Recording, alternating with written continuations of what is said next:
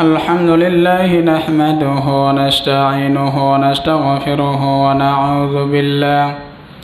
ونعوذ بالله من شرور أنفسنا ومن سيئات أعمالنا من يهده الله فلا مضل له ومن يضلله فلا هادي له ونشهد أن لا إله إلا الله وحده لا شريك له ونشهد أن سيدنا وسندنا ومولانا محمدا عبده ورسوله الذي أرسله بالحق بشيرا ونذيرا وداعيا إلى الله بإذنه وسراجا منيرا فقد قال الله سبحانه وتعالى في كلامه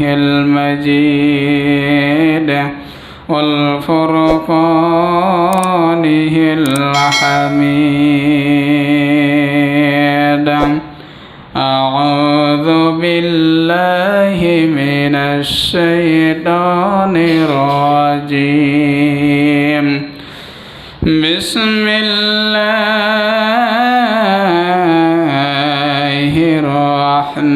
الرحمن الرحيم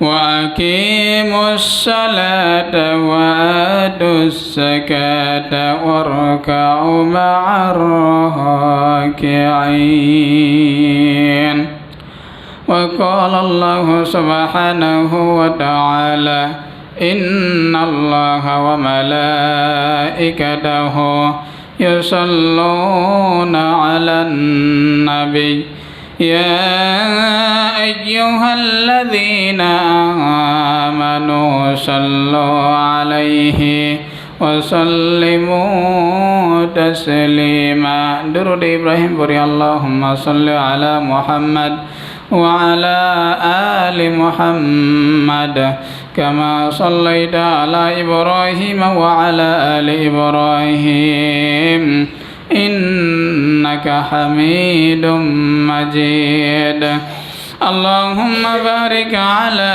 محمد وعلى آل محمد كما باركت على إبراهيم وعلى آل إبراهيم إنك حميد مجيد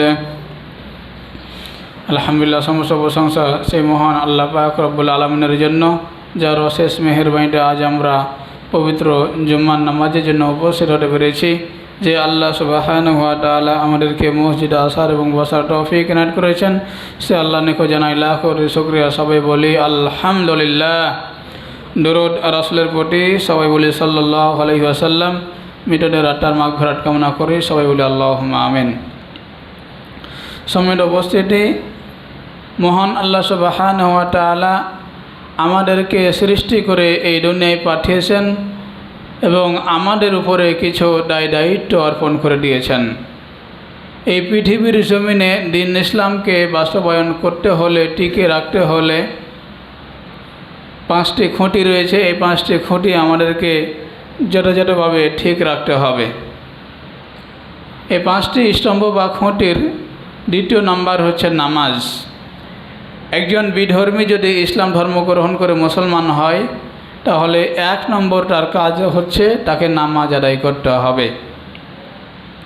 আমরা দৈনন্দিন জীবনে 5 ওয়াক্ত নামাজ আদায় করি, কিন্তু ঠিকমতো নামাজের আমরা গুরুত্ব দেই না। নামাজের বিশেষ করে সময়ের ব্যাপারে আমরা গাফেল। আজকে আলোচনার বিষয় হচ্ছে জামাতে নামাজের গুরুত্ব। জামাতের সহিত আমাদেরকে নামাজ আদায় করতে হবে, এই ব্যাপারে কিছু গুরুত্ব এবং ফজিলাত বর্ণনা করা হয়েছে। সেখান থেকে আমরা অল্প কিছু সংখ্যক আলোচনা করব ইনশাআল্লাহ। ওয়া মা তাওফীক ইল্লা বিল্লাহ। তো আমরা যে 5 ওয়াক্ত নামাজ আদায় করি, এই নামাজটা আমাদেরকে জামাতের সহিত আদায় করতে হবে। জামাতে আদায় করলে আর কি ফজিলত কি গুরুত্ব রয়েছে সে সম্পর্কে আমরা আজকে আলোচনা শুনব। প্রথমেই আল্লাহ পাক রব্বুল আলামিন এ সম্পর্কে বলছেন, وأقيموا الصلاة وآتوا الزكاة واركعوا مع الراكعين। সূরা বাকারা 43 নম্বর আয়াত। আল্লাহ পাক রব্বুল আলামিন বলছেন, ওয়াকিমুস সালাতা, তোমরা নামাজ প্রতিষ্ঠা করো, নামাজ কায়েম করো। আল্লাহ কিন্তু বলে নাই যে তোমরা নামাজ পড়ো, এ কথা বলে নাই, বরং আল্লাহ তাআলা বলেছেন তোমরা নামাজ কায়েম করো, নামাজ প্রতিষ্ঠা করো। তার মানে নিজে নামাজ আদায় করতে হবে, পরিবারের লোকজনকে নামাজের জন্য বলতে হবে, পাড়া প্রতিবেশীকে নামাজের জন্য বলতে হবে, সবাইকে নামাজের দাওয়াত দিতে হবে, সবাইকে নামাজের জন্য তাকিদ দিতে হবে। শুধু নিজেই নামাজ পড়লে হবে না, সবাইকে নিয়েই নামাজ আদায় করতে হবে। সমাজে রাষ্ট্রে দেশে নামাজকে প্রতিষ্ঠিত করতে হবে। ওয়াতাউ যাকাত, এবং যাকাত আদায় করতে হবে। এরপরে আল্লাহ পাক বলেন, ওয়ারকাউ মা'আর রাকিঈন, রুকুকারীদের সাথে তোমরা রুকু করো। এখানে কিন্তু বলে নাই যে যারা রুকু করে বা রুকু যে করছে তার সাথে তুমি রুকু করো, এ কথা বলা হয় নাই। এখানে বহু বচন ব্যবহার করা হয়েছে, বলা হচ্ছে ওয়ারকাউ মা'আর রাকিঈন, তোমরা রুকুকারীদের সঙ্গে রুকু করো। তার মানে যারা রুকু করে তাদের সাথে তোমরা রুকু করো। সময়টা উপস্থিতি, এখানে রুকুকারীদের সাথে বলতে জামাতে নামাজ আদায়কারীদেরকে বলা হয়েছে। তাফসীর ইবনে কাসিরে আল্লামা ইমামউদ্দিন কাসির রাহমাতুল্লাহ আলাইহি সুন্দরভাবে এটা বর্ণনা করেছেন।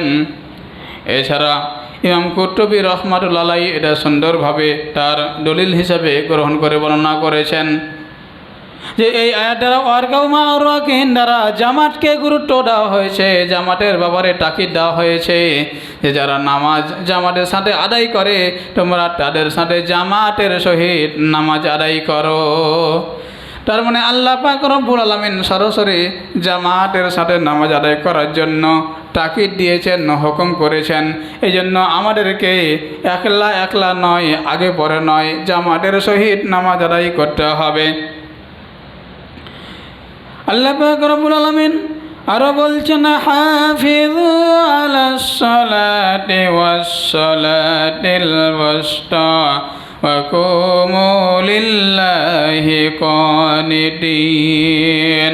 সূরা আল বাকারা 238 নম্বর আয়াত। আল্লাহ পাক রব্বুল আলামিন বলছেন, তোমরা সমস্ত সালাত, সকল সালাতকে, বিশেষ করে মধ্যবর্তী সালাতকে হেফাজত করো এবং আল্লাহর সামনে বিনীতভাবে দাঁড়িয়ে যাও। সময়টা উপস্থিতি, এখানে মুফাসসিরে কেরাম বলছেন যে মধ্যবর্তী নামাজ বলতে আসরের নামাজকে বোঝানো হয়েছে। তার কারণ আমরা যে 5 ওয়াক্ত নামাজ আদায় করি, 5 ওয়াক্ত নামাজের ভিতরে বিকাল সময়টায় এমন একটা সময় যে খেল তামাশা করতে করতে, এদিক সেদিক করতে করতে সময়টা চলে যায়, আসর নামাজটা অটোমেটিক কাজা হয়ে যায়।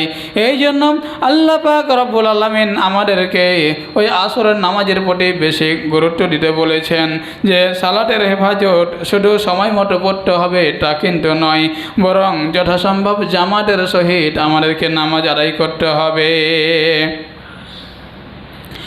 এরপরে আল্লাহ পাক রব্বুল আলামিন আরো বলেছেন, وَإِذَا كُنْتَ فِيهِمْ فَأَقَمْتَ لَهُمُ الصَّلَاةَ فَلْتَقُمْ طَائِفَةٌ مِّنْهُمْ مَعَكَ।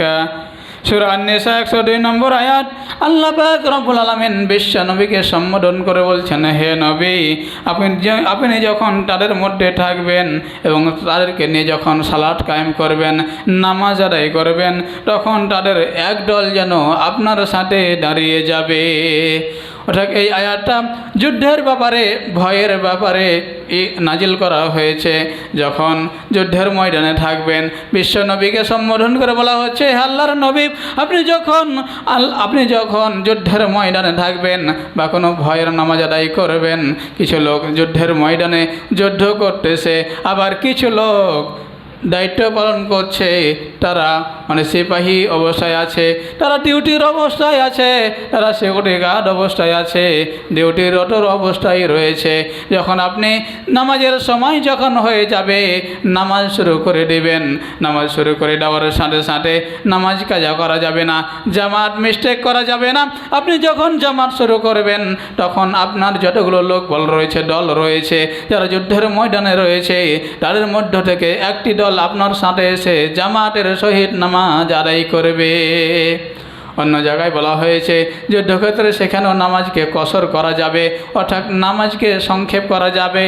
যদি নামাজ 4 রাকাত হয়, ইমাম নামাজের ইমামতিতে দাঁড়িয়ে যাবে আর এক দল এসে জামাতের সহিত নামাজ আদায় করবে। যখন 2 রাকাত হয়ে যাবে, 2 রাকাত হয়ে যাওয়ার সাথে সাথে ওই দল সালাম ফিরে চলে যাবে, বাকি দল এসে বাকি 2 রাকাত জামাতের সহিত কসর করে নামাজ আদায় করবে। নামাজকে কসর করো, কিন্তু জামাত মিস করা যাবে না। সম্মানিত উপস্থিতি, জামাতের এত গুরুত্ব রয়েছে, জামাতের সহিত আমাদেরকে নামাজ আদায় করতে হবে। যুদ্ধের ময়দানেও এইখানে এই ব্যাপারে বলা হচ্ছে যে যুদ্ধের ময়দানে কিন্তু জামাতের বরখাপ করা যাবে না। যদি ভয়ের মধ্যে থাকো, শত্রুর আক্রমণের ভয়ের ভিতরে যদি থাকো, তারপরেও জামাত মিস করা যাবে না। এখানে এই আয়াত দ্বারা আল্লাহ তাআলা স্পষ্ট এটা বর্ণনা করে দিয়েছেন। এরপরে আল্লাহ পাক রব্বুল আলামিন আরো বলেন, ইন্নামা ইয়া'মুরু মাসাজিদাল্লাহি মান আমানা বিল্লাহি ওয়াল ইয়াউমিল আখির ওয়া আকামাস সালাত। সূরা তাওবা 18 নম্বর আয়াত। আল্লাহ পাক রব্বুল আলামিন বলেন, আল্লাহর মসজিদগুলো আবাদ করবে তারাই যারা আল্লাহ এবং আখিরাতের প্রতি বিশ্বাস স্থাপন করে, ঈমান আনয়ন করে, আর যারা নামাজ কায়েম করে, নামাজ প্রতিষ্ঠা করে, নামাজ কায়েম করে। তার মানে এই আয়াতের ব্যাখ্যায় বলা হচ্ছে যে মসজিদ আবাদ করার একটা বড় মাধ্যম হচ্ছে 5 ওয়াক্ত নামাজ জামাতের সহিত নিয়মিতভাবে আদায় করা। এক হাদিসে আল্লাহ নবী মুহাম্মদ রাসূলুল্লাহ সাল্লাল্লাহু আলাইহি সাল্লাম বলছেন, যে ব্যক্তি এই দুনিয়ার জীবনে একটা মসজিদ তৈরি করবে, মসজিদ আবাদ করবে, একটা মসজিদ তৈরি করবে, কাল কঠিন কিয়ামতের ময়দানে জান্নাতে তার জন্য একটি ঘর নির্মাণ করে দেওয়া হবে। বলেন সুবহানাল্লাহ। মসজিদ তৈরি করা এটা হচ্ছে মসজিদ আবাদ করা। কেউ যদি মসজিদ ঝাড়ু দেয় এটা হচ্ছে মসজিদ আবাদ করা। কেউ যদি মসজিদ সবসময় পরিষ্কার পরিচ্ছন্ন করে এটা হচ্ছে মসজিদ আবাদ করা। কেউ যদি জামাতের সহিত 5 ওয়াক্ত নামাজ আদায় করে সেটা হচ্ছে সেই মসজিদ আবাদ করা। আবার যদি কেউ মসজিদে নামাজ পড়ার জন্য ওযু করে অপেক্ষা করে যে কখন আজান হবে তাহলে আমি নামাজ পড়ব, এটাও হচ্ছে মসজিদ আবাদের অন্তর্ভুক্ত। এক কথায় আমাদেরকে নামাজ 5 ওয়াক্ত নামাজ প্রতিষ্ঠা করতে হবে, নামাজ কায়েম করতে হবে, নামাজ পড়তে হবে, জামাতের সহিত আদায় করতে হবে। সম্মানিত উপস্থিতি, তাহলে আমরা এখান থেকে কোরআনুল কারীম থেকে বেশ কিছু আমরা এখান থেকে নীতিমালা নিয়ম নীতি আমরা জানলাম। এরপরে হাদিস থেকে কিছু আমরা শুনব। জামাতের সহিত নামাজ আদায় করতে হবে, এর গুরুত্ব বর্ণনা করতে গিয়ে, আর মর্যাদা বর্ণনা করতে গিয়া আল্লাহর নবী মুহাম্মদুর রাসূলুল্লাহ সাল্লাল্লাহু আলাইহি সাল্লাম হাদিসে বর্ণনা করছেন যে সলাতুল জামাতি আফদালু মিন সলাতিল ফাযা বি27 দারাজাতান। রাওয়াহুল বুখারী ওয়াল মুসলিম মুত্তাফাকুন আলাইহি। বুখারী মুসলিম শরীফের হাদিস। আল্লাহর নবী মুহাম্মদ রাসূলুল্লাহ সাল্লাল্লাহু আলাইহি সাল্লাম বলেন, কেউ যদি একাকী নামাজ আদায় করে, একা নামাজ আদায় করে, আর যদি কেউ জামাতের সহিত নামাজ আদায় করে, ওই একাকী নামাজের চাইতে জামাতে নামাজ আদায় করাটা 27 গুণ বেশি সওয়াব দেওয়া হয়। বলেন সুবহানাল্লাহ। তার মানে একা যদি কেউ নামাজ আদায় করে সেখানে যদি আল্লাহ তাআলা একটা নেকি দান করে, কেউ যদি জামাতের সহিত নামাজ আদায় করে তাহলে তাকে নেকি দেওয়া হবে 27 নেকি। কেউ যদি একা নামাজ আদায় করে 100 নেকি আদায় করে, 100 নেকি লাভ করে। আর যদি কেউ সে যদি জামাতের সহিত নামাজ আদায় করে তাহলে ওই 100 নেকির পরিবর্তে 2700 নেকি সে পেয়ে যাবে। যদি কেউ একা নামাজ পড়ার কারণে 1000 নেকি পেয়ে যায় ওই ব্যক্তি যদি জামাতের সহিত নামাজ আদায় করে তাহলে 1000 নেকির পরিবর্তে 27,000 নেকি সে পেয়ে যাবে। তাহলে এখন বলেন, একা নামাজ পড়ার গুরুত্ব বেশি নাকি জামাতের সহিত গুরুত্ব বেশি? সময়টা উপস্থিতি, এই জন্য আমাদেরকে জামাতের সহিত নামাজ আদায় করতে হবে।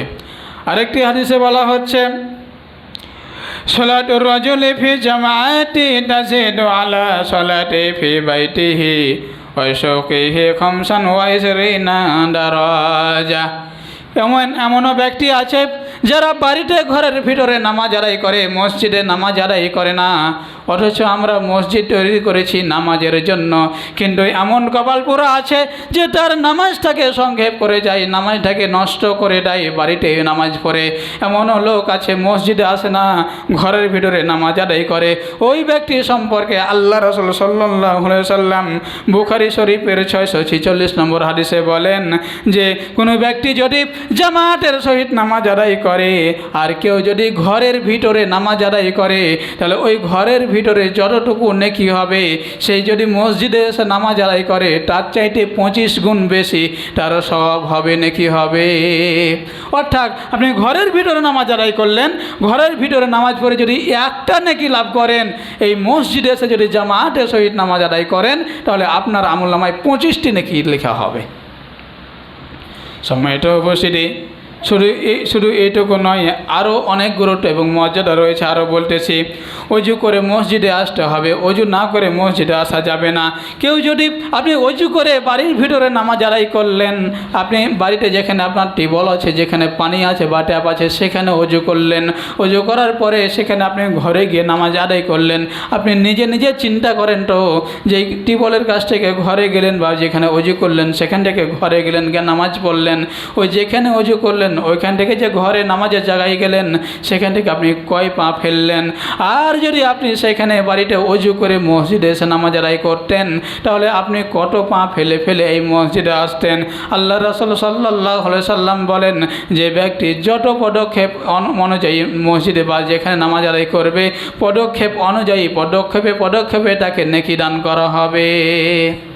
যেমন আল্লাহ রাসূল সাল্লাল্লাহু আলাইহি সাল্লাম বলেন, ইযা তাওয়াদ্দা ফাহসানাল ওযু সুম্মা খারাজা ইলাল মাসজিদে লা ইখরুজু ইল্লা সালাহ লাম ইয়াহতু খাতায়া ইল্লা রাফাত লাহু বিহা দারাজাতান ওয়া হাতু আনহু বিহা খাতিয়া। আল্লাহ রাসূল সাল্লাল্লাহু আলাইহি সাল্লাম মুত্তাফাকুন আলাইহি, বুখারী মুসলিম শরীফের হাদিস, বুখারী শরীফের 647 নম্বর হাদিস, মুসলিম শরীফের 649 নম্বর হাদিস।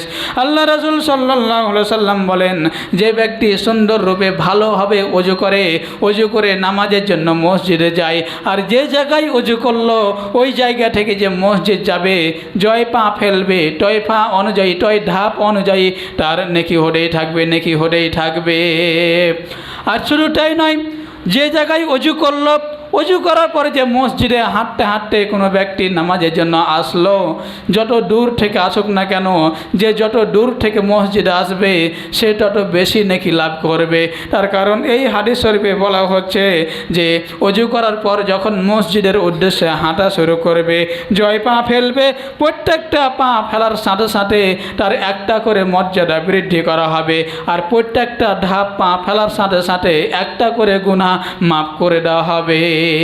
সুবহানাল্লাহ বলেন। আমরা আমাদের জীবনে কত গুনাহ করেছি, কত পাপ কাজ করেছি, কোনো হিসাব নাই। আমরা যদি অজু করে মসজিদে আসি, ধরেন যার যত দূরে বাড়ি তত দূর থেকে আসলো, জয় ধাপ ফেলবেন, জয় পা ফেলবেন, শুধু ধাপের কথা বলা হয়নি, পা না, আপনি এক পা ফেললেন, ডান পা ফেললেন, ডান পায়ের পরে আবার বাম পা ফেললেন, এভাবে জয় পা ফেলবেন, টয়টি গুনাহ মাফ হয়ে যাবে। আর টয়টি করে, একটি করে আল্লাহর কাছে আপনার মর্যাদা বৃদ্ধি পাবে। সম্মানিত উপস্থিতি, শুধু তাই নয়, যারা অজু করে নামাজের জন্য মসজিদে আসে তাদের জন্য আল্লাহ পাক রব্বুল আলামিনের ফেরেশতা মণ্ডলীও দোয়া করতে থাকে। অনেক মানুষ আছে যে আজানই হয়নি অজু করে বসে আছে, কি এরকম মানুষ আছে না, যে অজু করে বসে আছে, আজান হলে মসজিদে এসে নামাজ আদায় করবে। তাদের ব্যাপারে কি বলা হচ্ছে দেখেন, আল্লাহ রাসূল সাল্লাল্লাহু আলাইহি সাল্লাম বলেন, ওই সব ব্যক্তি যারা ওযু করে নামাজের জন্য অপেক্ষা করে যে কখন নামাজের সময় হবে তাহলে আমি নামাজ আদায় করব, অলরেডি ওযু করে বসে আছে। আল্লাহ রাসূল সাল্লাল্লাহু আলাইহি সাল্লাম বলেন, বুখারী মুসলিম শরীফের হাদিস, যে আল্লাহ রাসূল বলেন ওই ব্যক্তি যে ওযু করে বসে আছে, পবিত্র অবস্থায় বসে আছে, নামাজের জন্য অপেক্ষা করছে, ওই ব্যক্তির জন্য সরাসরি ফেরেশতারা আল্লাহর কাছে বলে আল্লাহুম্মা গফির লাহু আল্লাহুম্মা আরহামহু। আল্লাহর কাছে ওই ফেরেশতা মণ্ডলী বলতে থাকে যে হে আল্লাহ, তাকে ক্ষমা করে দাও এবং তারপরে তোমার রহমত নাজিল করে দাও। আপনি বুঝতে পেরেছেন? নামাজের জন্য ওযু করে অপেক্ষা করার কারণে সরাসরি কি করছে, ফেরেশতা আপনার জন্য আল্লাহর কাছে ক্ষমা চাচ্ছে, ফেরেশতা আপনার প্রতি রহমতের জন্য দোয়া করছে। সময়টা উপস্থিতি, এগুলো একটি বিষয়। আরেকটি বিষয় হচ্ছে আমরা নামাজে আসি এবং পিছন কাতারে বসি, সামনে দিক ফাঁকা হয়ে থাকে, পিছনে আমরা বসি। এই ব্যাপারে আল্লাহ রাসূল সাল্লাল্লাহু আলাইহি সাল্লাম কি বলছেন, যে প্রথম কাতারে আসা হচ্ছে সবচেয়ে বেশি ফজিলতপূর্ণ। এই ব্যাপারে আল্লাহ রাসূল সাল্লাল্লাহু আলাইহি সাল্লাম বুখারী মুসলিম শরীফের হাদিসে বলেন, লাউ ইয়ালামুন নাসু মা ফিন নাদাই ওয়াস শাফাল আওয়াল সুম্মা লাম ইয়াজিদু ইল্লা আন ইয়াস্তাহিমু আলাইহি লাস্তাহামু। আল্লাহ রাসূল সাল্লাল্লাহু আলাইহি সাল্লাম বলছেন, মানুষ যদি জানতো যে মসজিদে আগে ভাগে যাওয়া এবং ওযু করে মসজিদে যাওয়া আর প্রথম কাতারে বসার প্রতি যে কী গুরুত্ব রয়েছে, কী ফজিলত রয়েছে, তা যদি মানুষ জানতে পারত যে প্রথম কাতারে বসার কারণে কতগুলো ফজিলত রয়েছে, কি ফজিলত রয়েছে। প্রথমে বলা হচ্ছে আজান, যে লাউ ইয়ালামুন নাসু মা ফিন নাদাই ওয়াস শাফাল আওয়াল, যে প্রথমে কথা বলা হচ্ছে যে আজানের কথা, যে মসজিদে গিয়ে আজান দেওয়ার গুরুত্ব যে কত, এটা যদি মানুষ জানতে পারত। আর দ্বিতীয় নাম্বার, মসজিদে গিয়ে প্রথম কাতারে বসার যে কী গুরুত্ব, কী মর্যাদা, এই আজান দেওয়ার গুরুত্ব এবং প্রথম কাতারে বসার গুরুত্ব, এটা যদি মানুষ জানতে পারত তাহলে হামাগুড়ি হলেও, প্রতিযোগিতা করে হলেও মানুষ সামনের কাতারে গিয়ে বসত, মানুষ আগে এসে আজান দিত আর সামনে কাতারে বসত। শুধু তাই নয়, এই নিচের হাদিসে বলা হচ্ছে যে যদি এখানে টিকিটের ব্যবস্থা করা হতো, এখানে যদি লটারির ব্যবস্থা করা হতো, যে টিকিটের মাধ্যমে সামনে কাতার নিতে হবে, লটারির মাধ্যমে সামনে কাতার নিতে হবে, একটা টিকিটের দাম এত টাকা, একটা লটারির দাম হচ্ছে এত টাকা, টাকা দিয়ে লটারি কাটা লাগবে, টাকা দিয়ে টিকিট কাটা লাগবে। এমনটা অবস্থায় এরকম যদি হতো, আর যদি মানুষ জানতো যে আজান দেওয়ার গুরুত্ব কত আর সামনে কাতারে বসার গুরুত্ব কত, তাহলে মানুষ ওই টিকিট কেটে হলেও আজান দিতে আসতো, ওই টিকিট কেটে হলেও মানুষ সামনে কাতারে আগে বসতো। সময়টা অবশ্যই আজান দেওয়ার গুরুত্ব হচ্ছে এত এবং সামনে কাতারে বসার গুরুত্ব হচ্ছে এত। শুধু তাই নয়, নামাজ পড়লেই হবে না, নামাজের সময় কাতার সোজা করতে হবে। আপনি যদি কাতার সোজা না করেন তাহলে সেই নামাজ বাতিলও হয়ে যেতে পারে। যেমন আল্লাহ রাসূল সাল্লাল্লাহু আলাইহি সাল্লাম বলেন, শাফাকুম ফাইন্না তাসবিয়াতাশ শাফু ফিমা তামামিস সালাত। তোমরা যখন নামাজে দাঁড়াবে, নামাজে দাঁড়ানোর সময় কাতারকে সোজা করতে হবে, কাতার সোজা করো। কেননা নামাজকে পূর্ণ করা এটা হচ্ছে কাতার সোজা করা, নামাজের পূর্ণ করারই হচ্ছে একটা অংশ। এই জন্য নামাজের সময় অবশ্যই অবশ্যই আমাকে আপনাকে কাতার সোজা করতে হবে। সময়টা অবশ্যই অন্ধকারে মসজিদে আসার গুরুত্ব সম্পর্কে একটা হাদিস এসেছে, যে অনেকে আছে যে অন্ধকারে হেঁটে হেঁটে মসজিদে আসে, আলোর ব্যবস্থা নাই, এমন অবস্থায় তার প্রতি গুরুত্বারোপ করা হয়েছে। যেমন আল্লাহ রাসূল সাল্লাল্লাহু আলাইহি সাল্লাম বলেন, বাশিরুল মাশাইনি ফি যালামি ইলাল মাসাজিদ বিন নূরি আতামু ইয়াউমাল কিয়ামা। রাহুল আবু দাউদ ও তিরমিজি, আবু দাউদ এবং তিরমিজি শরীফের হাদিস। আল্লাহ রাসূল সাল্লাল্লাহু আলাইহি সাল্লাম বলেন, যখন নামাজের সময় হয়ে যায় আর যদি অন্ধকার হয়ে থাকে, অন্ধকার অবস্থায় কেউ যদি মসজিদে হেঁটে হেঁটে নামাজের জন্য আসে, তাহলে কিয়ামতের দিন তার জন্য নূরের সুসংবাদ দিয়ে দাও। নূর অর্থ হচ্ছে আলো, তার জন্য আলোর ব্যবস্থার সুসংবাদ দিয়ে দাও। সময়টা অবশ্যই এই জন্য আমাদেরকে অন্ধকারের মধ্যে হলেও নামাজে আসতে হবে, জামাতের সহিত নামাজ আদায় করতে হবে। জামাতের সহিত নামাজ আদায় করার গুরুত্ব অনেক। একজন অন্ধ সাহাবী আল্লাহ রাসূল সাল্লাল্লাহু আলাইহি সাল্লামকে সে জিজ্ঞাসা করলেন, ইয়া রাসূলুল্লাহ সাল্লাল্লাহু আলাইহি সাল্লাম, আমি তো অন্ধ, চোখে দেখি না, আমাকে ছাড় দেওয়া যায় কি না? যে জামাতের সহিত আমি নামাজ আদায় করতে পারবো না, আমি বাড়িতেই নামাজ আদায় করে নেব, এটা আমাকে ছাড় দেওয়া যায় কি না? আল্লাহ রাসূল সাল্লাল্লাহু আলাইহি সাল্লাম বলেন, ঠিক আছে, তুমি তো অন্ধ, ঠিক আছে, তুমি বাড়িতেই নামাজ আদায় করে নিও। এরপরে অন্ধ লোকটা খুশি হয়ে সেখান থেকে ফিরে বাড়ির দিকে চলে যাচ্ছিলেন।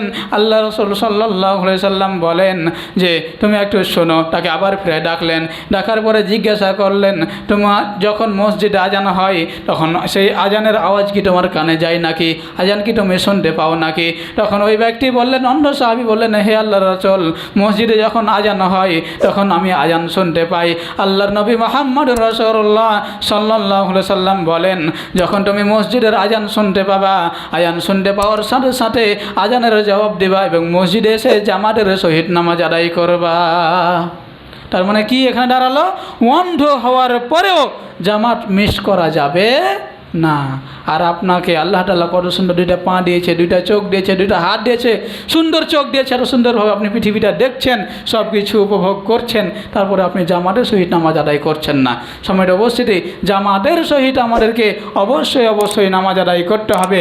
আল্লাহ রাসূল সাল্লাল্লাহু আলাইহি সাল্লাম বলেন যে কোনো ব্যক্তি যখন নামাজের সময় হয়, নামাজের আল্লাহর রাসূল সাল্লাল্লাহু আলাইহি সাল্লাম বলছেন যে যখন নামাজের সময় হয় তখন আমার ইচ্ছা হয় নামাজ শুরু করি, জামাত শুরু করি। জামাত শুরু করার পর কেউ যদি ঘরের ভিতরে নামাজ আদায় করে, ওই ঘরে যদি বিবাল বাচ্চা না থাকে, তাহলে আমার ইচ্ছা হয় ওই ঘরটাকে আগুন দিয়ে জ্বালিয়ে দিই।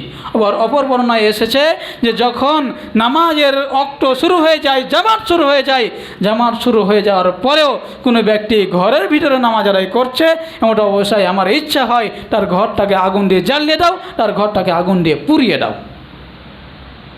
সময়টা উপস্থিতি, ঘরের ভিতরে নামাজ আদায় করা যাবে না। তবে সুন্নাতের আলাদা গুরুত্ব আছে, সেটা আপনি সুন্নাত পরে আসবেন, সেটা আলাদা হিসাব। কিন্তু ফরজ নামাজ আপনাকে মসজিদে এসে জামাতের সহিত আদায় করতে হবে। তো আল্লাহ পাক রব্বুল আলামিন আমাদেরকে 5 ওয়াক্ত নামাজ সহিভাবে আদায় করার তৌফিক দান করুন এবং জামাতের সহিত 5 ওয়াক্ত নামাজ আদায় করার তৌফিক দান করুন। সকলে বলে আল্লাহুম্মা আমিন। ওয়া আখিরু দাওয়ানা আলহামদুলিল্লাহি রাব্বিল আলামিন।